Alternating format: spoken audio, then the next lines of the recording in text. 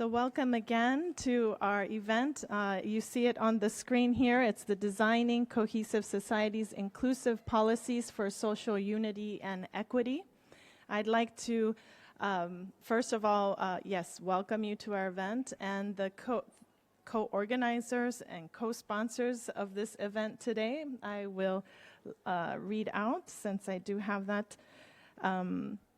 The ACT Alliance, Baha'i International Community, the Brahma Kumaris, Mercy International Association, PMU, which is the Swedish Pentecostal Movement, Reimagining New Communities, Soka Gakkai International, Buddhist Tzu Chi Foundation, United Methodist Church General Board of Church and Society, United Religions Initiative, and World Evangelical Alliance. And we are, it's being co-sponsored by the Multi-Faith Advisory Council of the UN Interagency Task Force on Religion and Sustainable Development. And so, as you can see, it was a very collaborative event, and we're going to hear lots of interesting lessons learned and projects you're going to hear very soon. And we wanted to first start with interactive activity, and I hope also, before we jump into everything, I want to give you the general flow of the program today, because we want it to be engaging. So we will, first of all, hear from everyone who's here on the stage. But before that, we're going to have a very quick Mentimeter interactive. So please take out your phones to get ready to scan the QR code. And then after that, we're going to have another activity. And before any of that, we're actually going to have a very brief meditation. And then we will have a visioning exercise. And then we're going to pair up to share, what that is, what the results were of that visioning. And then it'll be closed. So there will be a part where you have to play a part a couple of times. So just get ready for that. So the Mentimeter is, I think, now on. And then hopefully we're going to see on screen the results of what you put in. The first question, do you see it? Oh, it says enter a password. Do we have, oh.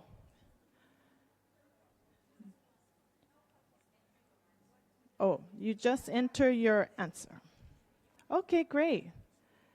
And here we're populating. The question is, what does cohesive societies look like for you? And we're just saying one or a couple of words that describe this for you.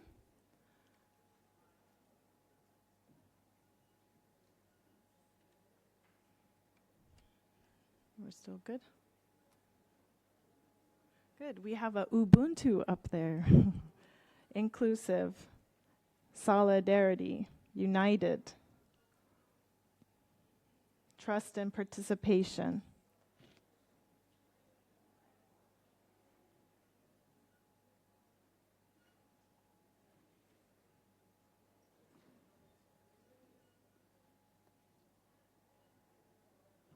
Love and peace. Thank you so much. Thank you for engaging in that exercise. So I would like to call up, is it still populating? It seems like the word cloud. So I would like to call up here Kinari Murthy, the UN representative of the Brahma Kumaris. She's going to lead us in a meditation and setting our intention for this meeting.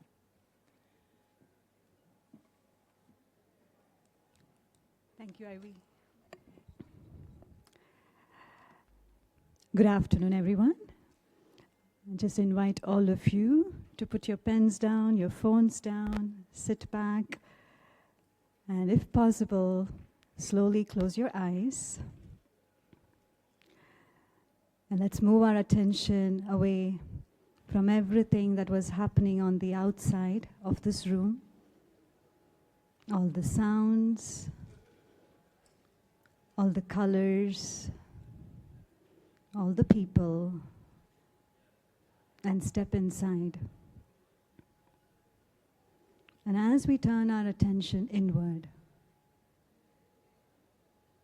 I just observe the society that I live in. A society where there is diversity.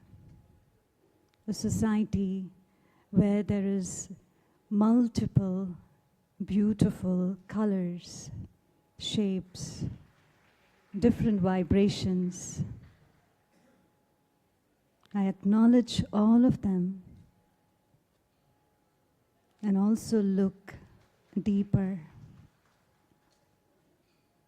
Not just knowing the sound, but listening to the story behind it. Not just seeing the color, but the value behind it. In this space, we all have gathered here to acknowledge, to appreciate that within each one of us, there is a beautiful energy which is whole, which is full of wisdom and experience. And we come in this space to share, to co-create a family, a society, a world where there is love, where there is inclusivity, where there is trust. Not just acting for the self, but from a higher purpose, where we become responsible caretakers of what we have been owned to pass it on to our better future.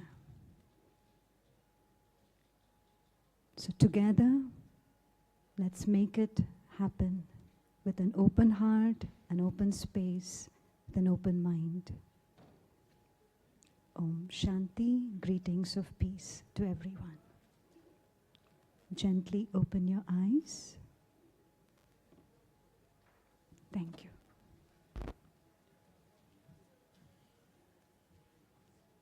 Thank you. Thank you. I feel everyone's presence here. Thank you for participating in that. And now we're going to hear from the 6 speakers that are here, and I am not going to give introductions for the sake of time, so I'm just going to state their name. Oh, I didn't introduce myself, actually. My name is Ivy Cook. I represent the Soka Gakkai International.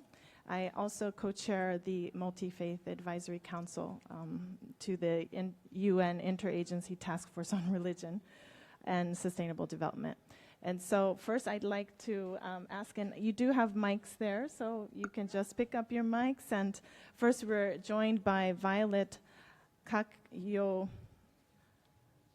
let me make sure I say it right, Kakyomya. Yes, she's the UN resident coordinator in Burundi. Thank you, Violet.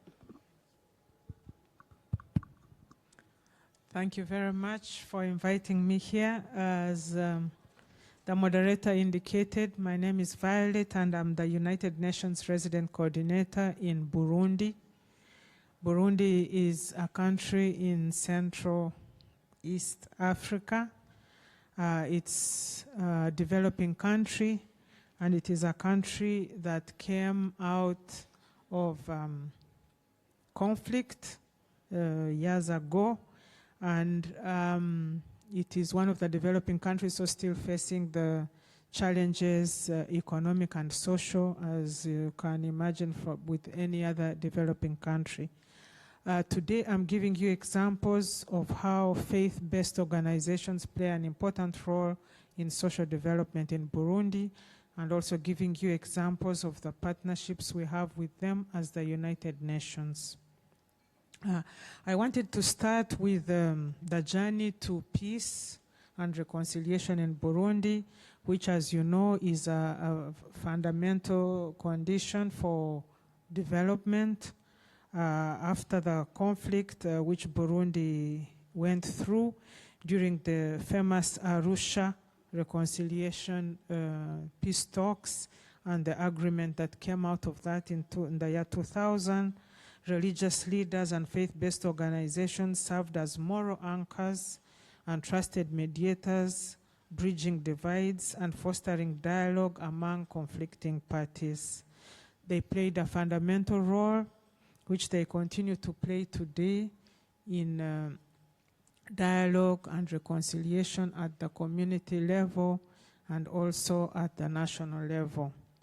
Related to that, I wanted also to point out the role that is being played by the Interreligious Council of Burundi.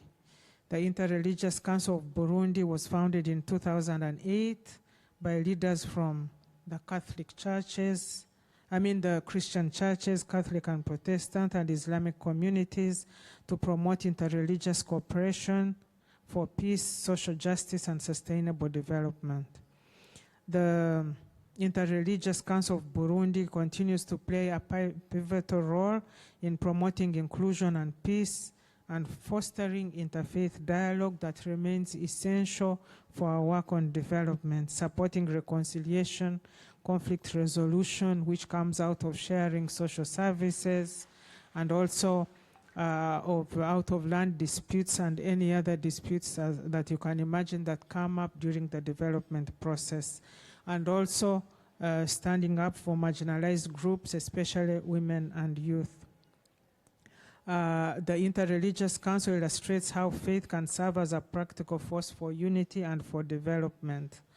We, as the United Nations, are partnering with them in training of community mediators and youth leaders in conflict prevention and social cohesion and development at the community level. In addition to those examples, I wanted to point out the important role that faith-based organizations play in the provision of social services like education, health, and humanitarian response. In a community like Burundi, the churches and faith-affiliated organizations are a partner you cannot ignore in provision of health and education. As a result of that, the UN agencies have multiple partnerships with these organizations, both at the community level, at the decentralized administration levels, and also at the national level. Another example that I wanted to give you is on human rights. We have a joint program on human rights, which is an important factor in the development process.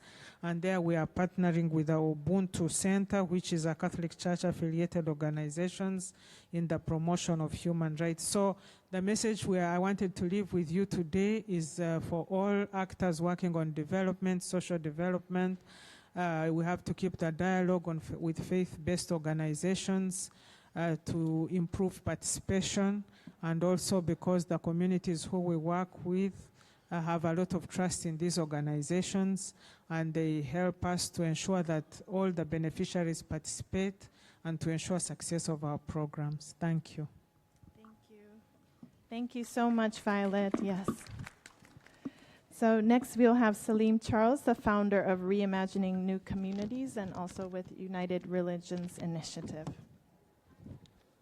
Good afternoon. My name is Salim Charles. I work.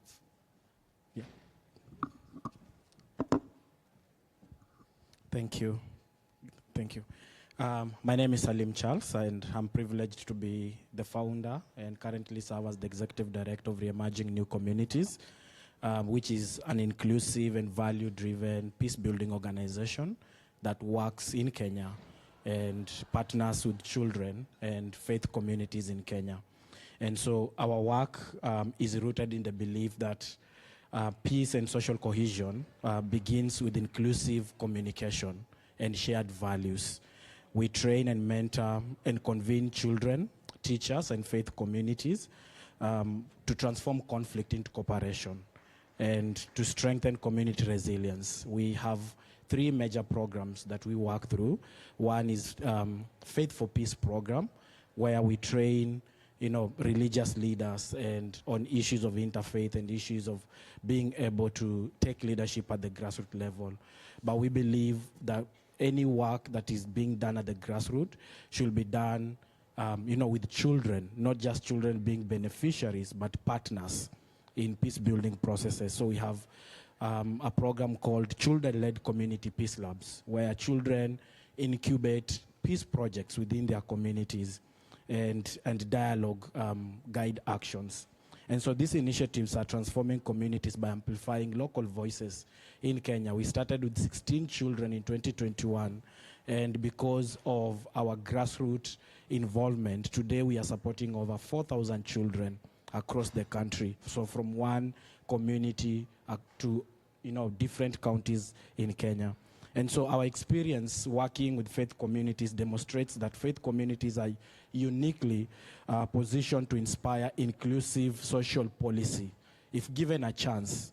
And in Kenya, faith communities are not just spiritual and holy places, but they are also trusted social institutions that shape moral conscience, but also community behavior.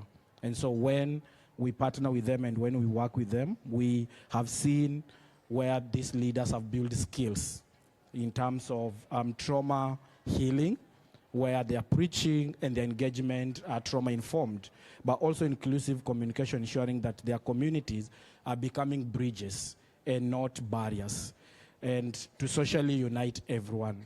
And so we believe that firsthand, when you work with the communities, these communities mediate local disputes and promote gender equality and even champion child protection, which most of the time that doesn't happen a lot.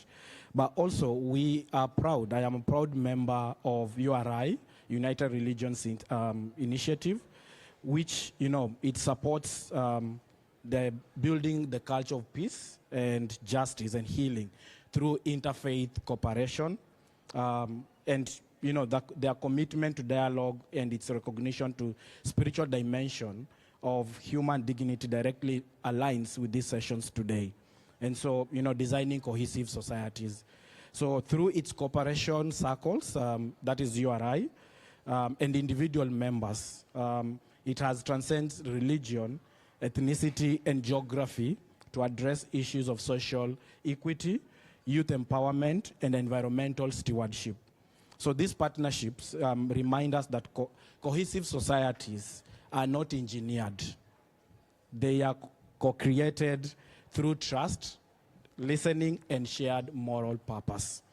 And as we envision inclusive policies for social unity, I invite us to center human dignity and faith and collective responsibility.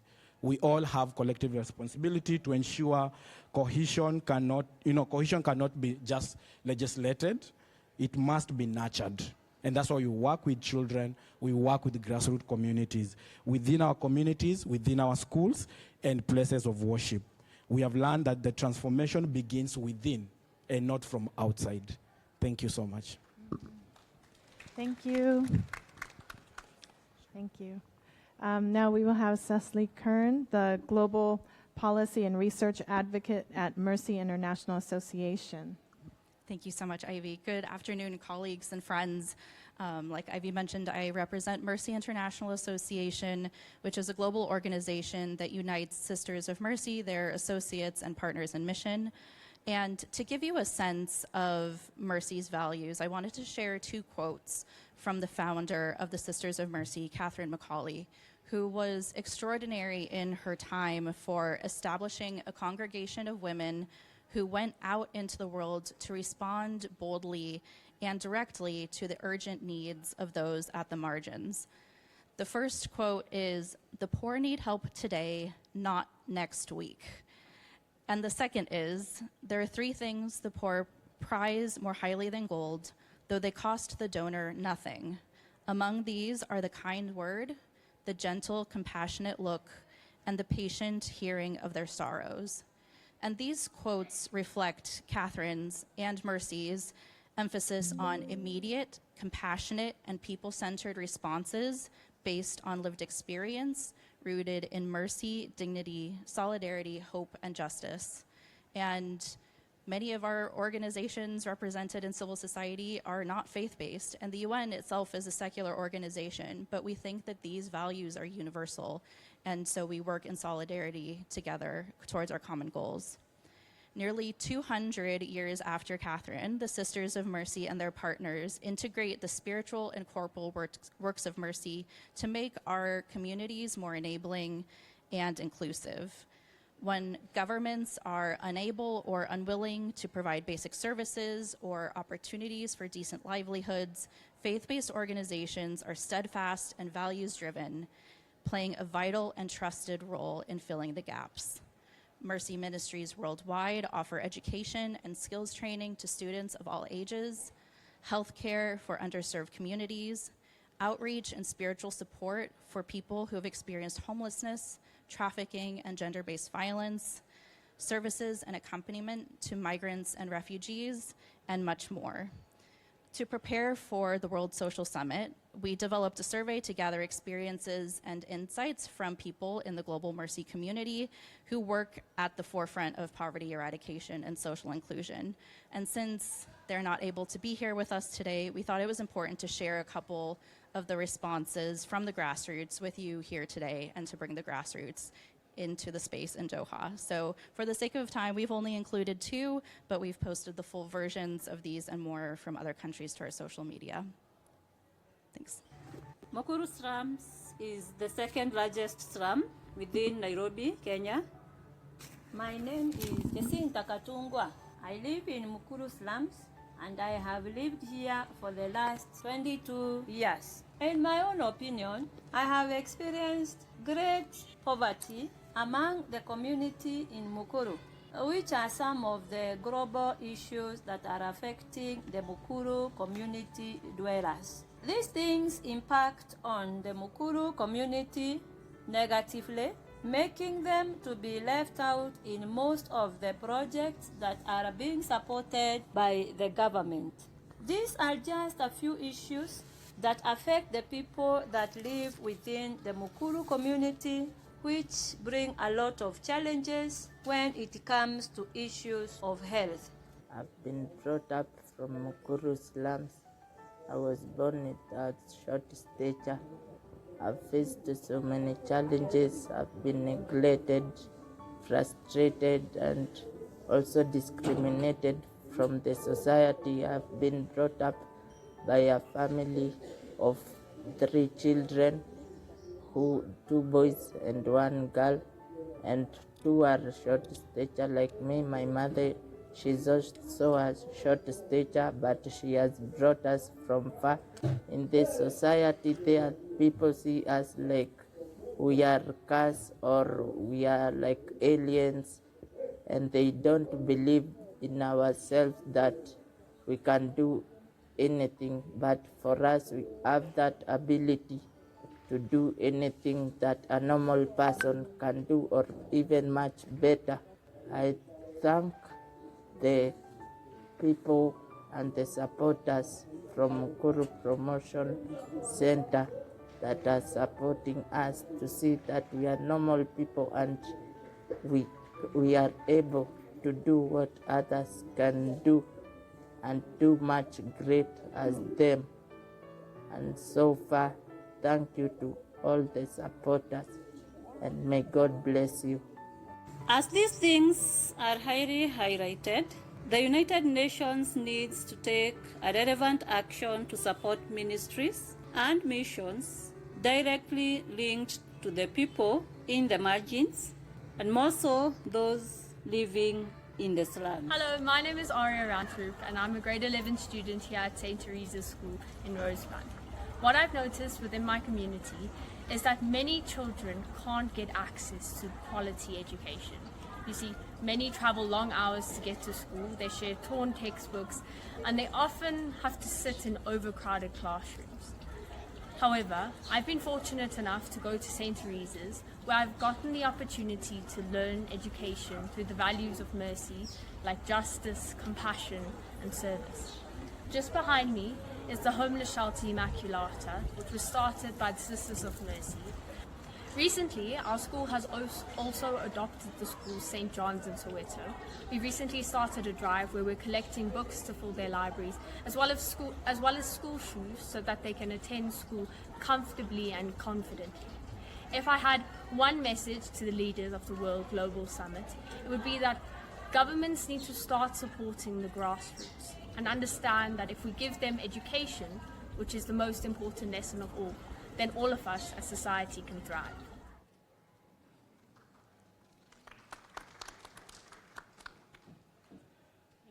Thank you so much. I'm glad we started with the grassroots examples. I would like to now introduce Rochelle, who's with the Baha'i International Community. She is the UN Principal Representative. Thank you so much. Does this work? Thank you. It's a pleasure to be here, really.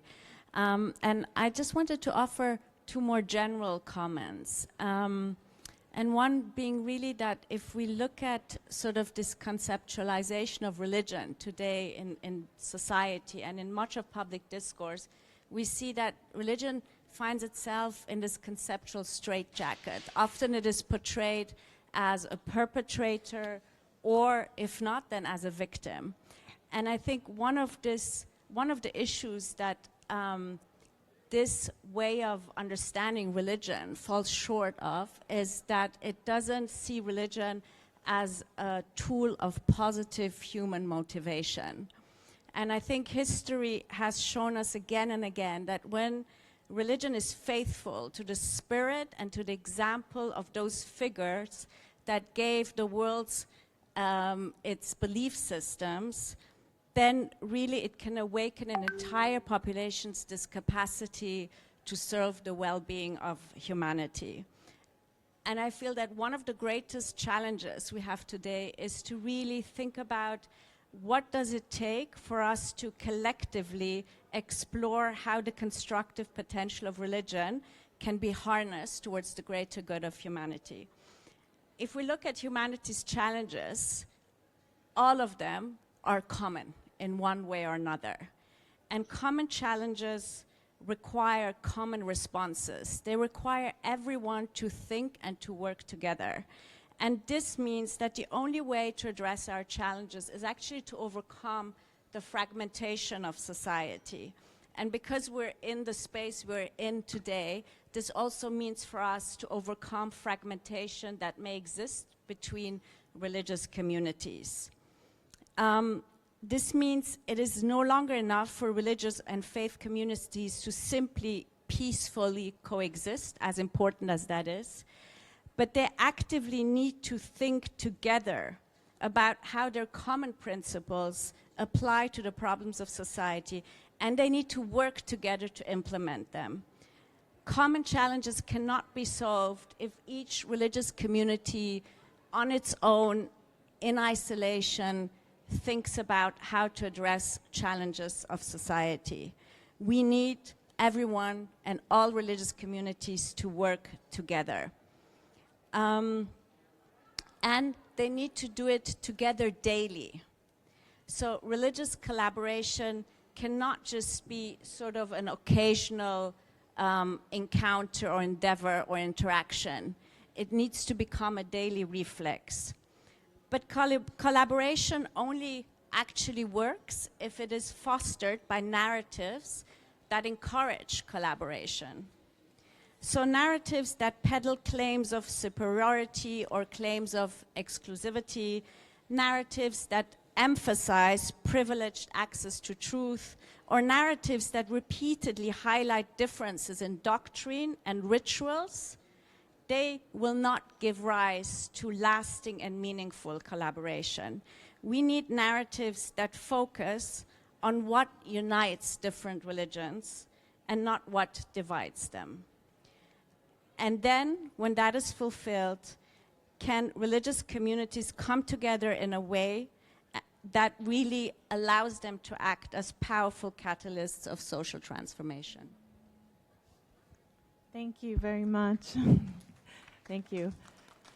I know the Baha'is, BIC has a beautiful conference space that often hosts many, many events over the years. And I believe that that's often, it's such a service to the UN community in New York City. I don't know. I was thinking of that when you were talking about intercultural and, us doing that on a daily basis. Like, we're really trying to make that effort, in New York. But anyway, I just wanted to thank you very much again. And next we have Michael.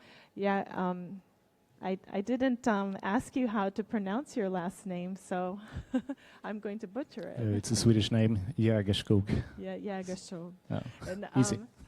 So he's the Senior Policy Advisor for PMU. Thank you, Michael. Thank you so much, Ivy. And so PMU is part of the Pentecostal churches globally, so I'm also representing the Pentecostal World Fellowship. Thank you to the panelists. Great to be part of this panel. And I think we have a Doha political declaration. Have you seen it? I think you have read it. You're here. So congratulations to all of us. I'm also a political scientist, so I read the words here, word by word. And I have tried to look for the religious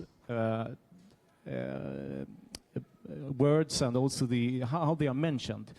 So I can see that from page number 6 until number 18, where the call to action is, I don't really find the religious actors. It talks about culture, about sport and stuff like that.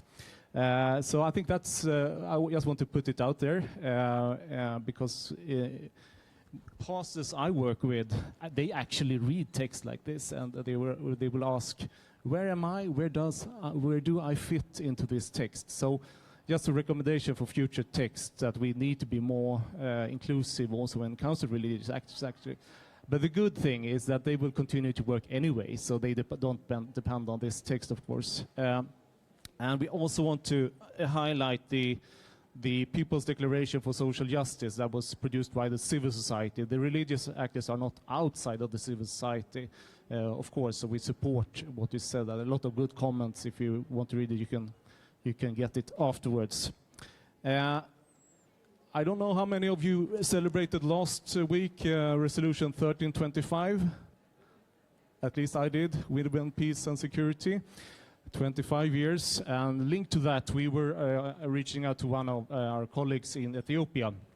They work with a long-standing peace program there, and we talked with Medina. Medina comes from one of the communities that were in conflict with another community, and we asked her about her story. And she said that, well, what we did locally was that the religious actors were trying to build a bridge between different groups. They came together, they were starting to learn about each other, they started to have dialogue. And out of that came a plan of action. How should we change our society jointly, these different groups? And they started to do that. They took action. Started with the young men because they were a lot of driving the conflict. Then they also realized that, okay, the women and girls here, they are most affected by this conflict. They are forced into marriage and even kidnapped. So we need to address that. And eventually they had a law, local law coming out saying that anyone that contributes to this kidnapping and it will be punished in some way, both families and the young guys, but also religious leaders. So we asked Medina, what was the clue? She said, I was the clue. And the women around us need to speak up now. We know that we actually could change things.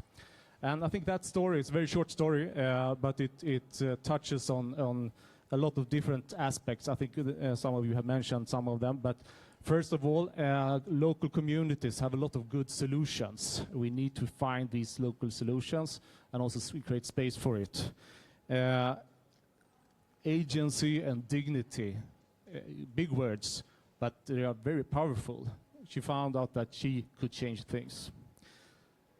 be hope-driven is a practical thing. It's not just a feeling.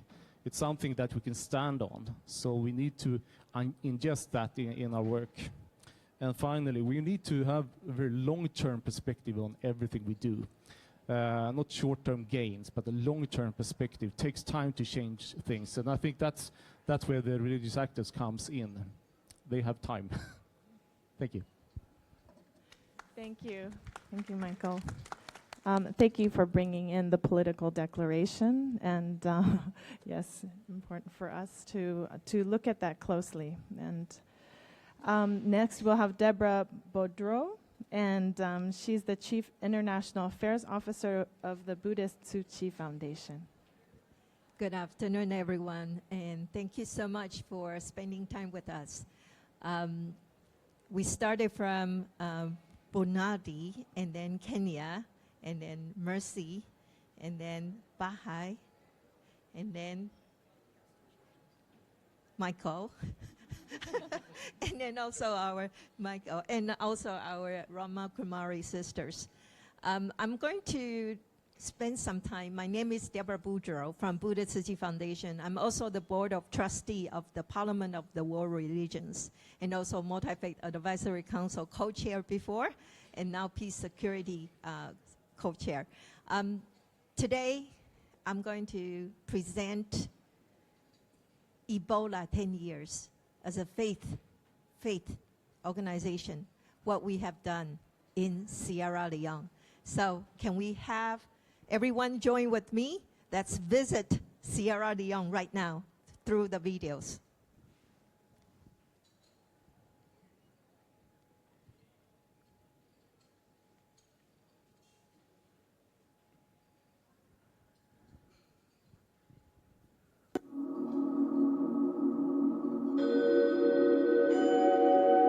My first statement will always be that I come from a poor country, but we have something to offer to the world. And that is how religious people live together. You know, Sierra Leone had 11 years of war. It was a long period of suffering, and that brought an underdevelopment for us, so the needs are endless. We see that on a daily basis. As an interreligious council, we meet and discuss national issues that are affecting everyone. I would say that it's been exemplary because it promotes unity. I'm a very big fan of the Tzu Chi Foundation and of course the entire interfaith dialogue that takes place. Every religion has compassion and love.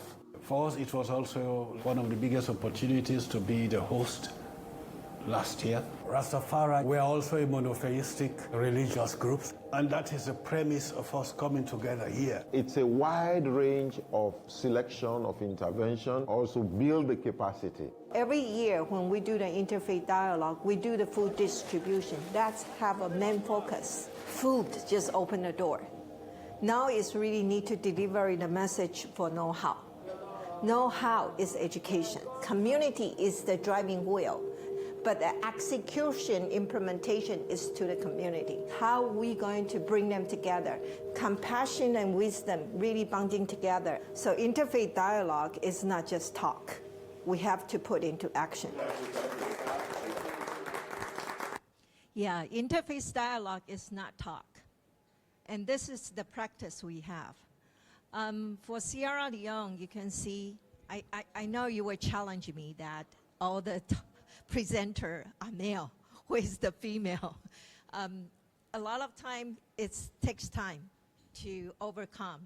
And for 10 years, Ebola, maybe some people already forget, but we're still there. From Ebola, you're holding their hands, you engage them, you bring them together. From food security, you provide rights to them. From women empowerment, we provide job skill training. And so we started from Koindu, the first stop of the Ebola, the small village, all the way to Freetown. And today, we provide the support to them. So I would like to call for everyone, co-creating a shared future means we scale the solution, that a place rooted, spiritual, grounded and people-centered. So community become authors of their own future. This is how faith voices can move humanity from inspiration to structure transformation together. So unity is built when compassion translates into system and opportunity. Cohesions begin with listening. Thank you everyone for your listen, and thank you for your respect and gratitude and love to share the humanitarian mission around the world and start it from your community. On behalf of our founder, Dharma Master Zheng Yan, I always would like to share with everyone, love is our common language. No matter what we talk about, people-centered, love is the peace for everyone's in your heart and mind and soul. Thank you. Thank you.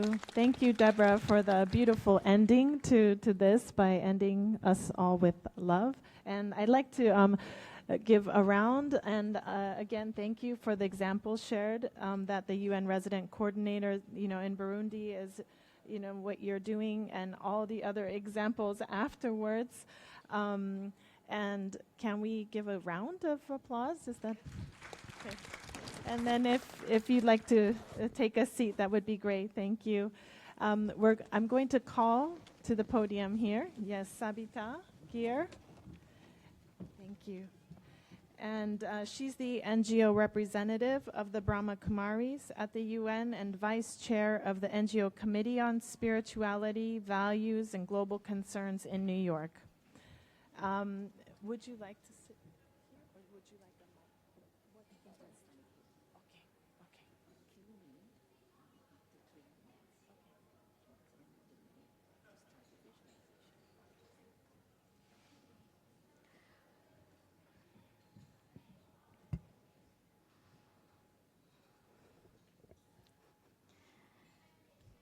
A very good afternoon to all of you, to all friends. Greetings of peace, greetings of love. And after hearing all those wonderful stories and thinking about why we are here for these 3-4 days, you all must be thinking, like I'm thinking, and like many are thinking, how are we ever going to achieve these 17 goals in another 4 years, in another 5 years? Is it still possible? So this year, during the Social Development Commission in February, when we were preparing our side event, we thought maybe we should really explore a way in which we can help the United Nations and all of us to see what we could do to accelerate the achievement of these Sustainable Development Goals. And as a faith-based group, and as all of us here are faith-based, we all know, and I'm sure we all agree, that for anything to really be achieved and to be sustainable, there has to be some kind of connection with our inner truth. And if we drift from that inner truth and from our goodness, it would be very difficult to achieve anything on the outside. Do you agree with me?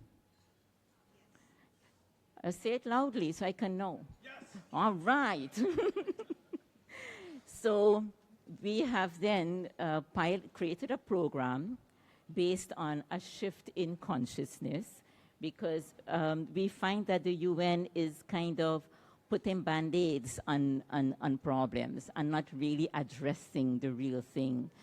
And we found that if we really start from something that is grounded in goodness inside ourselves, then we can really impact policies and decision-making on the outside so that we can see reality. And so we thought there needs to be some kind of shift in the way we are looking at everything. So we've designed this program. We, meaning the Brahma Kumaris, we designed this program about the shift in consciousness. We piloted over a period of time, and over 800 participants. We've piloted this program, and with the assistance of some professional help, with a professor from a university in New Zealand, Dr. Anna Sutton, she analyzed all the results and came back that most people said that they have felt an increase in resilience, in inner stability, and in their own spiritual wellness, well-being of the self. And so I just want to say that at first, and then to ask you all, how passionate are you in achieving the SDGs? And if you're very passionate, raise your hand. Come on. Otherwise, why are we here? How passionate are you in seeing a better world? All right. So if that is our outcome, that's what we are hoping to achieve, what is it that we need to do now to achieve it? We're already doing a lot. What more can we do?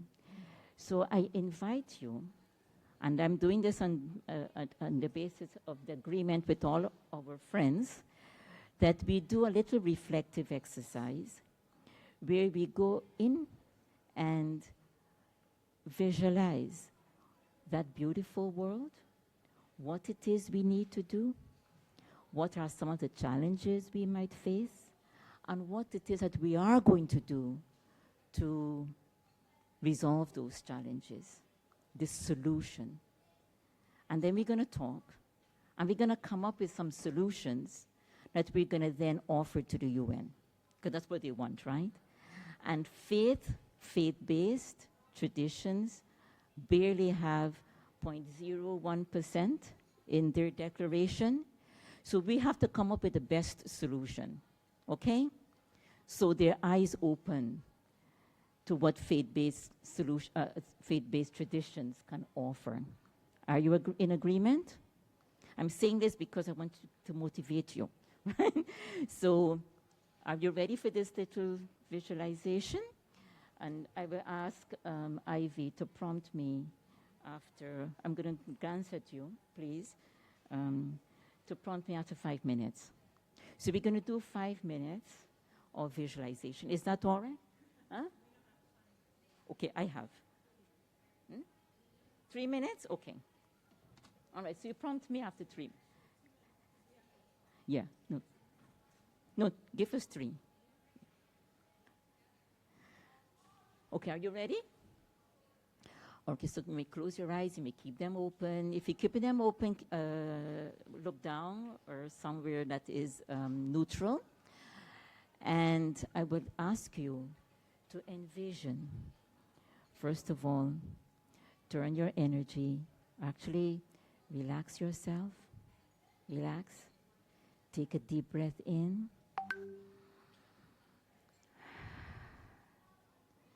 Take another deep breath and release. And in this moment, tap into the light within yourself. And as you hold yourself in that light, visualize what a better world would look like to you.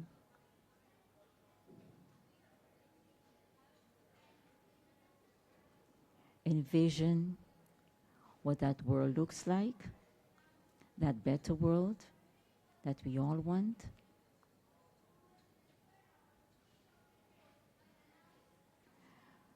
What are the people doing in this world, this better world? How are they interacting?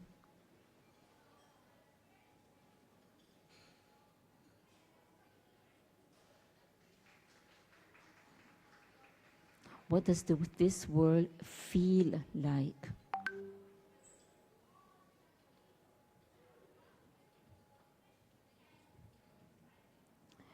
Then envision your own self in this better world? What are you doing? How are you feeling?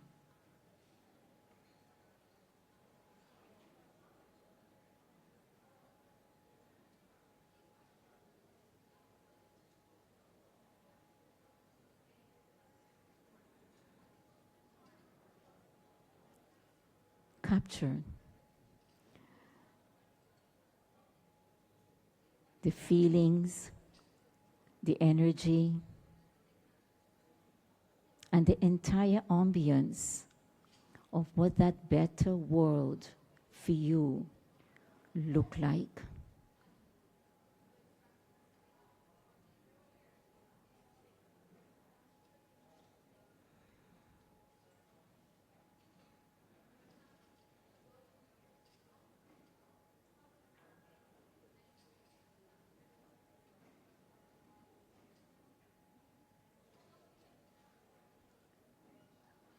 When you are ready, you may open your eyes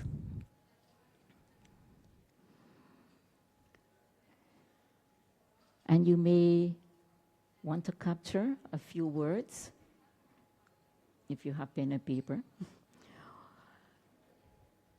as to what you felt, what was it like, what did that world look like? And when you're ready, I invite you to turn to the person next to you. And since we have very short time, I'm not going to ask you to turn to make threes, just twos, and share with each other three things. The Mentimeter is up. What did you envision? What was that world like? And as you're talking, you can put on your Mentimeter, you can type in, so we start seeing your answers. There are three questions. The other one would be, what challenges you think you would encounter if you have to make that vision a reality? And you can type that up also. And the third one, what actions, what solution you think you come up with that you feel would address those challenges.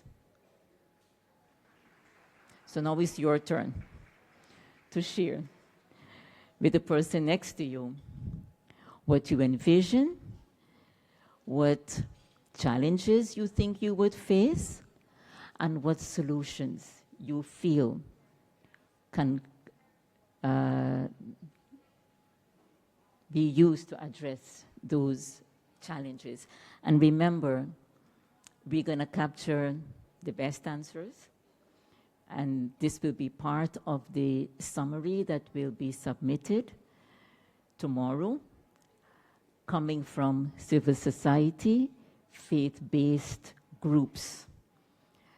This is your time to give your voice.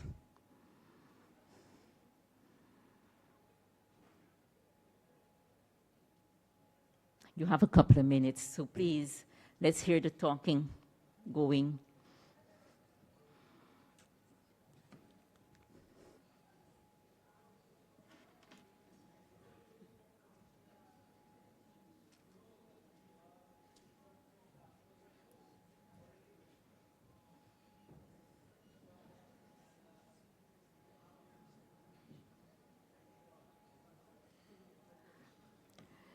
You have about 2 minutes or 3 minutes max.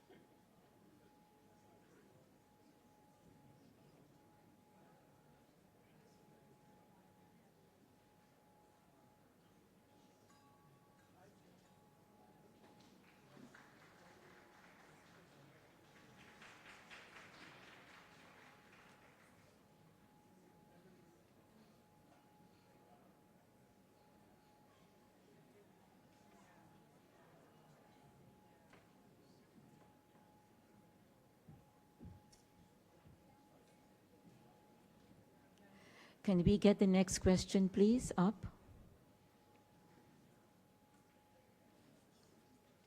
The group is waiting outside, right? Okay. The next question, please, and please answer this one as quickly as you can. The next group is waiting outside. I know we started late. We're sorry, our time is a bit short.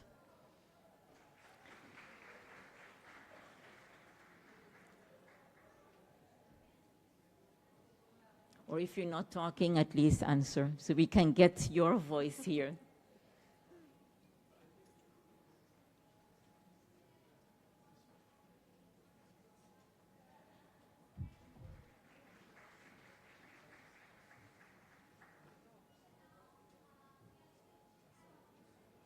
And the third question? Oh, it's still coming up, all right.